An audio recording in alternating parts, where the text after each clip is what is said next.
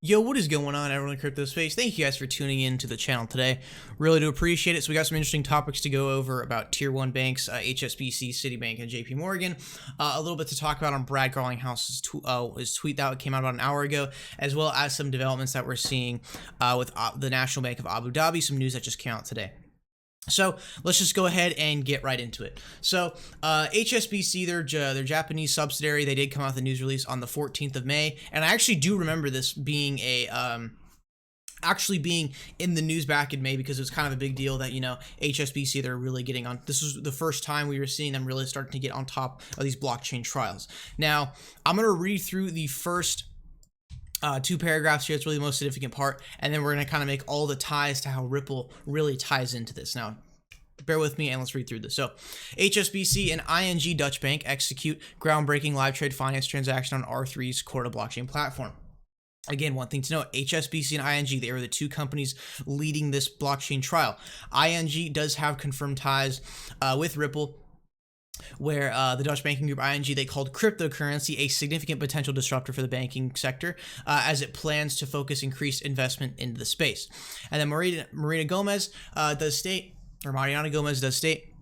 the key enterprise value is twofold. Blockchain-based solutions will introduce efficiencies to existing processes, thereby reducing transaction times and costs alongside improving privacy and security standards.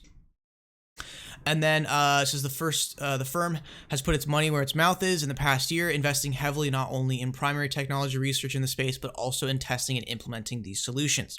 So as part of this effort, it has partnered with cryptocurrency developer Ripple and is believed to be exploring a wider rollout of the firm's Xcurrent system. And again, now Xcurrent 4.0, it actually does seamlessly integrate within Xrapid. But key word here is, as part of this effort, it has partnered with cryptocurrency developer Ripple. It was confirmed by the financial analyst. They actually did sit down with the blockchain manager at ING, and they did confirm that they are working with Ripple. 100% fact right there. If that's not enough for you, ING, they were also working together with Credit Suisse to demonstrate the first ever live securities trade. Credit Suisse is also a confirmed Ripple partner as well. You can check on their website.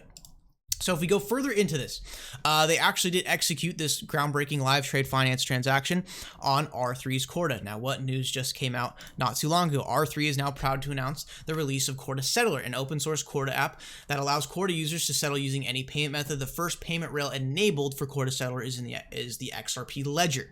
So now Corda Settler, although it's not XRP exclusive, it still is integrated with the Corda Settler. So if any obligations are created with other Corda applications, they can be routed to the settler, and the XRP ledger will take care of the rest of the process for them. So the first two companies here, ING and R3, they're both mentioned right in the title of the news media, the news release, and they are both do have confirmed ties to either Ripple or the XRP ledger.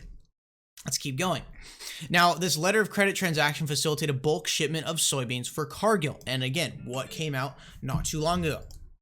Dilip Rao, he literally tweets out, "Welcome Cargill, the first bank in Sri Lanka to join RippleNet. Great to have another Ripple node in the important South Asia remittance corridor." And again, we're talking about Southeast Asia. That's where 50% of the Ripple clients are at, because they are the most undeserved geographical area of correspondent banking payment, or of the correspondent banking system, because of, you know, essentially it's a very illiquid corridor, as well as when you have these tier one banks like HSBC, Citibank, and JP Morgan in control. That's where you now have these banks and companies in Southeast Asia being undeserved by the correspondent banking system. So all the companies that were within this trial on R3's blockchain, ING, R3, and the agriculture conglomerate Cargill, they all do work with Ripple or the XRP ledger. Cargill, confirmed partner Ripple, ING, confirmed partner Ripple, and R3 is investing on top of the XRP ledger. Now, if you have three companies there that are working with Ripple, and we don't know if, like, you know, they're really working together with them at this time, but usually, you know, the announcement of partnership is actually usually way after they've actually been communicating with each other to, you know, do a real, you know, PR move of saying a partnership, because Ripple does work with a lot of banks and they don't even announce them the partnerships publicly, because again, you're not trying to let your competitors really know what you're up to if you're coming out with some groundbreaking technology. So that's where every single company besides HSBC in this Corda blockchain trial is all tied to Ripple. ING, confirmed Ripple partner. R3, investing on top of the XRP ledger, and Cargill is actually part of the Ripple net. So to see HSBC participating in that trial, we're all seeing, you know, kind of this network formed together of businesses who are implementing the XRP ledger and working with Ripple, working together now to run these trials through. Granted, this trial wasn't ran on the Ripple net, but they are running these. They did run the trial through R3's Corda blockchain platform, which now is integrated with the Ripple ledger, the XRP ledger, excuse me. So next piece of information today, before we get into, you know, the ties between Ripple and Citibank. So R3 Enterprise, they came out with this video on November 8th, and I just want you guys to go ahead and give this video a listen, because it really does give some good information. R3 is an enterprise software company. We're building a platform called Corda. Corda is a piece of software. It runs on infrastructure. And so with HPE, the value proposition for us is we have kind of this notion of a full stack, mission critical kind of blockchain. HPE's non-stop infrastructure today runs over 80% of the world's payments. So having Corda on that infrastructure. Do you see what he just said right there? The HPE platform where R3 is building on top of is that the HPE mission critical infrastructure runs 80% of the global payments. Again, HPE, their infrastructure runs 80% of the global payments, and R3 is building on top of that with Corda. So we're having a lot of potential reach there. With the fact that R3, a company who's actually now building on top of the XRP ledger, just a month ago, started building on top of HPE, their infrastructure that does run 80% of global payments, we have a lot of potential obligations there that do need to be settled. And if they're running 80% of global payments, what's the global daily payment volume cross-border? It's like $5 to $7 something trillion. So there's a lot of money there that could end up rolling through these Corda applications and obligations being created, because, you know, for this example, how they're doing a bulk shipment of soybeans, there's these obligations that are created in these smart contracts, and they do need to be settled. And they can be settled through the Corda settler. So now it's cool to find out that they are actually processing the platform that R3 is building on top of the HPE infrastructure does process 80% of the world's global payments. As well as HPE solutions, they do process over $3 trillion in transactions annually. Imagine if $3 trillion came through the XRP ledger, $3 trillion per year. And I'm sure we're pretty close there, actually, since we're, you know, right on the brink of deployment, essentially. So another really nice piece of information there, R3, who's building on top of the XRP ledger, now building on top of the HPE infrastructure, which runs tons of volume through. And HPE solutions also touch 2 out of the 3 credit cards transactions globally, and they do power 130 of the world's largest stock and commodity exchanges. This is not a bad platform for R3 to be building on top of. A lot of potential volume there that could be routed to the XRP ledger through these obligations created on these Corda apps. Next thing here, another tie to essentially another tier 1 bank, Citibank. So again, Stored XP killing up the info today. So Worldlink, back in, I forget when this was at, but I know Bank XRP did find it. So back in June, Worldlink, they did join the Ripple XRP ledger, and Worldlink is actually on the unique node list. So basically how the sort of the protocol works on the XRP ledger is you have your bottom layer, and these are all pretty much any node that comes on the network and it's unregistered and unvalidated. Those are that's like the least trusted validators on the network. Then you have the second layer of, you know, it's random nodes coming onto the network, but it is actually validated with websites, so your identity is validated on the node, so it's like it's more trusted than the lower layer of nodes. Then you have the top layer, which is the unique node list, and that is the most trusted validators on the network that are handpicked by by the ecosystem, since it is decentralized.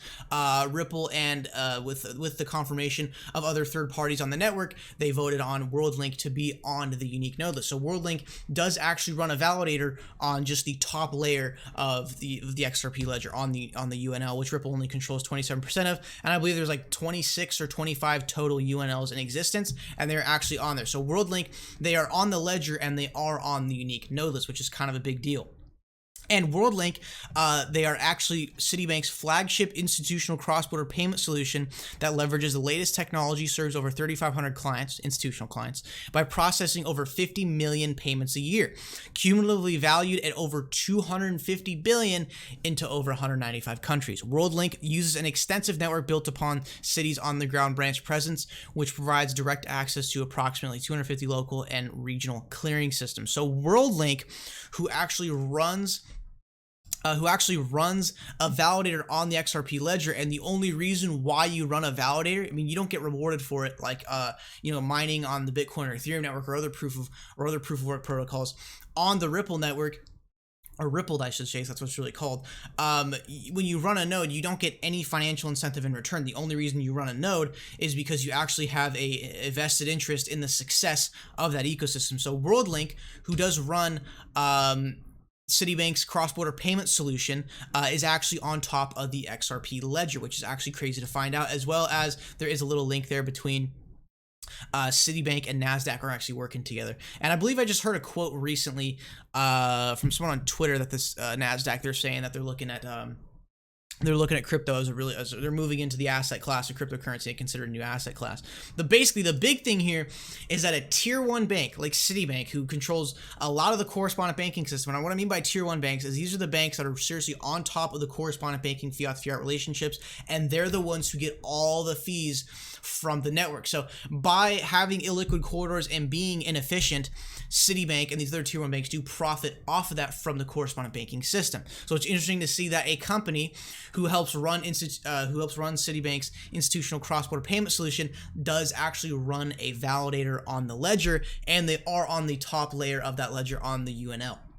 So it's pretty crazy to know that the company who processes Citibank's cross-border payments, that tech company is actually operating as a unique node on the ledger, which means potentially what happens if Worldlink, they integrate their institutional cross-border payment platform with the RippleNet.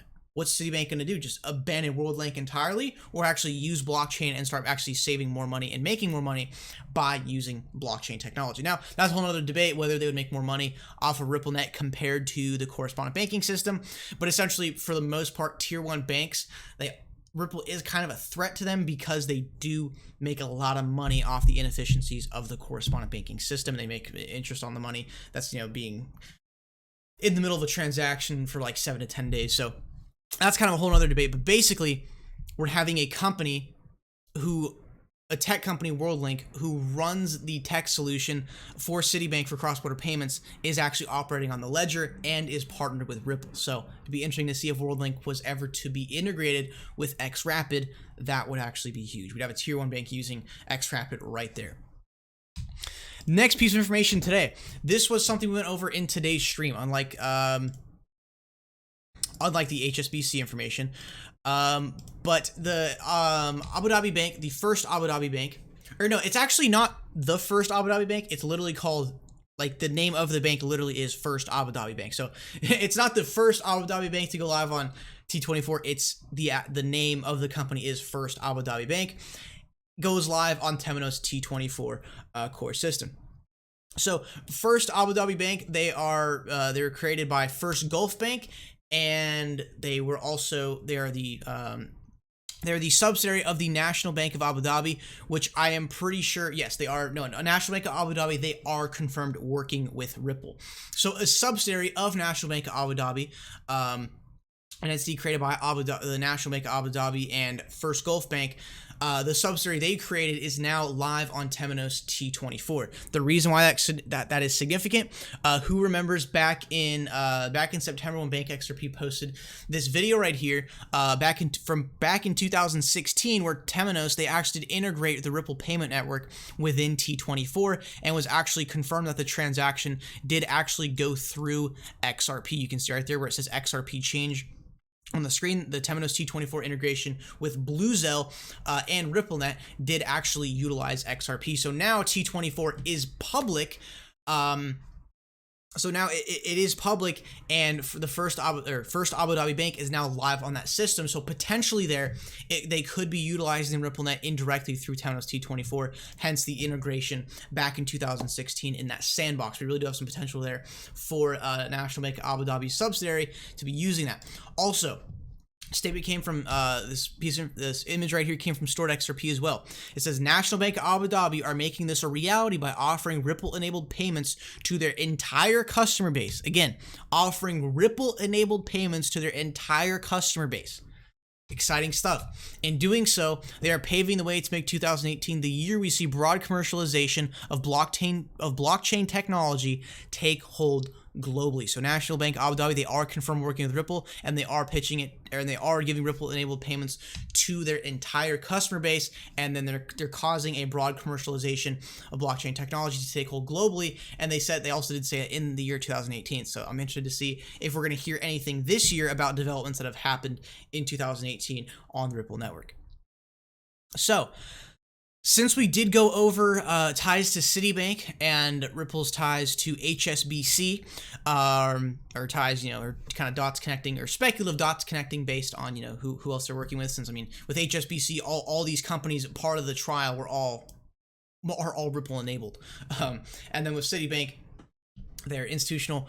The flagship institutional cross-border payment solution Worldlink, they're actually a big player in the XRP ledger and are working with Ripple as well. So I thought we would mention the final one, which is JP Morgan. Now, Ripple does, I could see the speculative ties with HSBC and Citibank. No doubt that's there. So JP Morgan, the only real thing that kind of ties Ripple and JP Morgan together is one, they are in the Hyperledger Consortium. JP Morgan, they are one premier member of the Hyperledger Consortium. And Ripple is in here as well as R3 and Coil.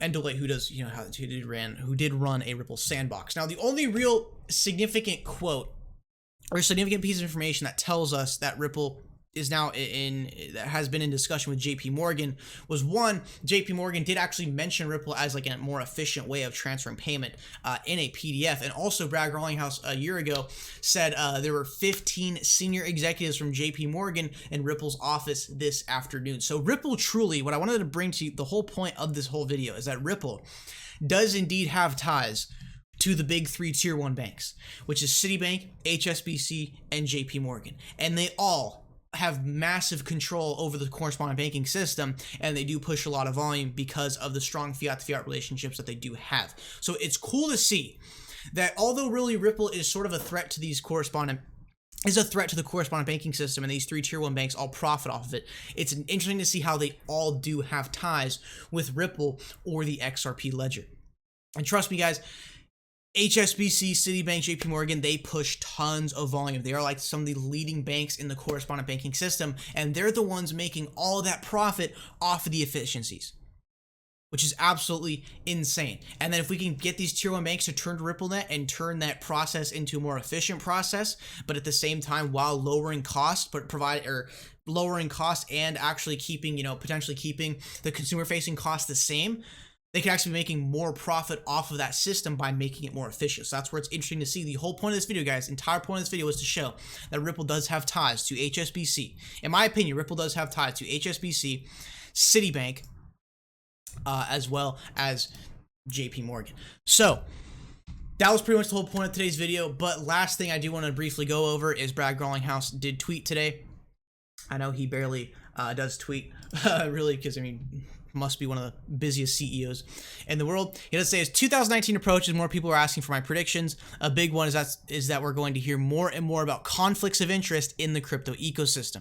And Brad, if you're watching this, I think they mean more of price prediction, but we'll still go with it. So he's predicting that we're going to hear about more and more conflicts in the crypto ecosystem, just how, the Bitcoin cashing with Craig Wright and Roger Ver just got one big egotistical battle over hash power. So that's where he is making a prediction that we're going to see more and more conflicts of interest. And by the way, we do have an Ethereum hard fork coming up, except they're not splitting into two coins.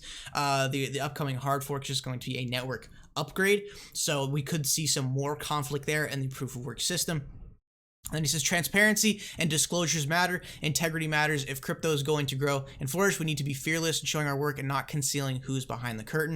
And that's where I come in and say that's why true decentralization matters. 55 billion XP locked in escrow to ensure healthy markets. Ripple only controls 7% of total validators. Ripple only controls 27% of the unique node list, which is the top layer of the validators, and it's open source technology, and other companies are building on the ecosystem. So there you guys go. There's today's video. It was a long one. Hope you guys enjoyed it. Make sure you do drop a like, subscribe. Seriously helps out the channel a lot. We did just cross 25,000 subscribers. Make sure you do check the link in the description if you want to support the channel. Get yourself a Nano S. Keep that cryptocurrency nice and safe offline. And make sure to turn on those post notifications so you never miss a video or a stream. All right, guys. Thank you for tuning this video. And as always, let me know what you guys think in the comments below. Always do appreciate your insight. And I'll see you guys in the next one.